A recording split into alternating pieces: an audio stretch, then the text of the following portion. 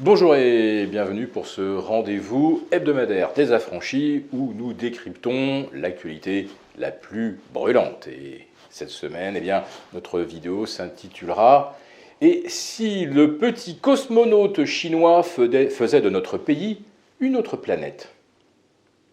Tout le monde a maintenant vu ces images de petits cosmonautes habillés en tenue NBC. Vous savez, ces tenues que l'on met dans des laboratoires à fort risque de contamination. Tous ces petits cosmonautes investissent des quartiers entiers, attrapent des citoyens chinois, les soumettent à des tests PCR, et pas seulement dans les narines, non, parfois même dans le fondement. Et pour toute personne testée positive, c'est l'évacuation immédiate vers des camps d'isolement sanitaire de 50 000, 75 000. On parle même maintenant d'un camp de 90 000 personnes à Guangzhou. Et ce n'est peut-être d'ailleurs pas le seul qui a été construit autour de la ville. Autrement dit, l'appareil d'État chinois vient de se doter d'une capacité d'isolation de probablement plusieurs dizaines de millions d'unités. Alors, qu'est-ce que ça signifie pour nous ? Imaginez que dans quelques semaines ou quelques mois, ces camps soient pleins à ras-bord de personnes testées positives au Covid. Ce sont des centaines de milliers, des millions de salariés qui ne se rendront pas à leur travail, qui ne seront pas donc à leur atelier, dans leur usine. Et vous avez le cas déjà très médiatisé de Foxconn, vous savez, la plus grande usine électronique du monde, située à Zhengzhou, qui fabrique les iPhones. 200 000 salariés qui se sont retrouvés du jour au lendemain confinés sur leur lieu de travail avec tous les problèmes de logistique que vous pouvez imaginer. Mais ce sont surtout 200 000 personnes qui n'ont pas retrouvé leurs gosses le soir, ni le lendemain, ni le surlendemain. On parle de 20 000 démissions, on parle aussi de dizaines de milliers de salariés évacués vers des camps d'isolement. Et tout ça donc pour un prétexte sanitaire et une politique de zéro Covid.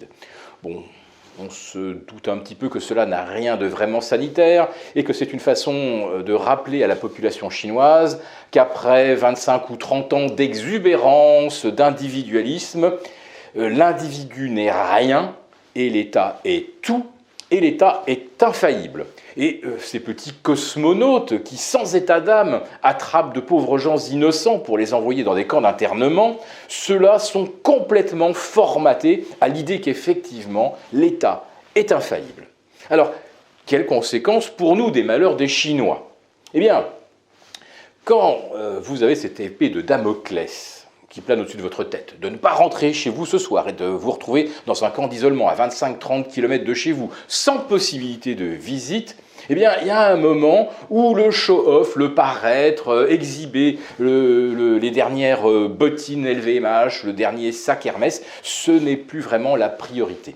Et Xi Jinping, qui vient donc d'être élu pour un 3e mandat, en écartant d'ailleurs tout ce qu'on appelle les courants divergents, donc il est maintenant le seul maître à bord, le grand timonier, il prévient les Chinois. Nous entrons dans une ère, pour son 3e mandat, qui est celle de la prospérité partagée. Et il n'a pas manqué de fustiger ceux qui s'étaient outrageusement enrichis.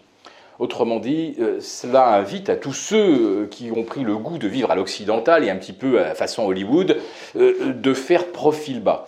Autrement dit, ces gens-là vont probablement acheter moins de produits de luxe. Et pour nous, épargnants français, les 4 géants du luxe, LVMH, Hermès, L'Oréal et Kering, sont les vraies locomotives du CAC 40.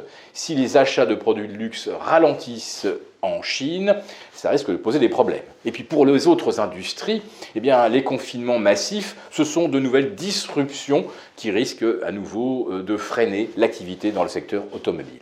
Mais plus fondamentalement, tous les petits cosmonautes que vous voyez à la télé, ils ont déjà produit un effet majeur. Les Chinois ne font plus d'enfants. Et c'est vrai que quand vous n'êtes pas sûr de pouvoir rentrer chez vous le soir et retrouver vos enfants, vous n'en faites pas. Et du coup, un pays sans enfants, c'est un pays sans croissance.